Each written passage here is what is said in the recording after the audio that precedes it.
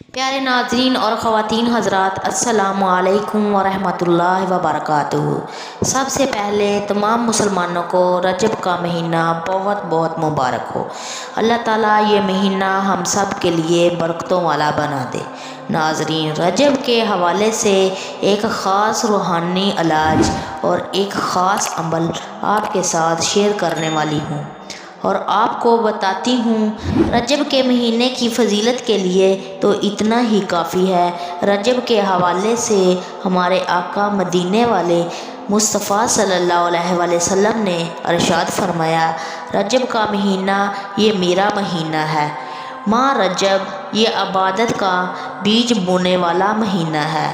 فرائض اور واجبات کی پابندی کے ساتھ ساتھ ناظرین، اس مہینے مبارک میں کثرت سے استغفار بھی پڑھ لینا ہے۔ ہمارے آقا صلی اللہ علیہ وآلہ وسلم نے ارشاد فرمایا کہ رجب میں استغفار کی کثرت کرو۔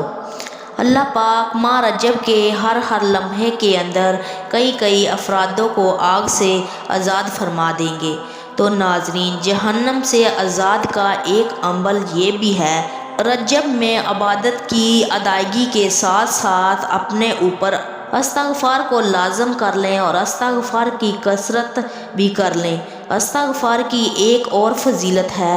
ہمارے آقا صلی اللہ علیہ وآلہ وسلم نے ارشاد فرمایا، جس نے استغفار کو لازم کر لیا، اللہ تعالیٰ اس کے لیے راہیں کھول دے گا اور اس کے لیے غیب سے اسباب پیدا فرما دے گا اور اللہ تعالیٰ اس کو ایسی جگہ سے رزق عطا فرمائے گا جہاں اس کا گمان بھی نہیں ہوگا، اور استغفار پڑھنے والے کی پریشانی بھی دور ہو جائے گی۔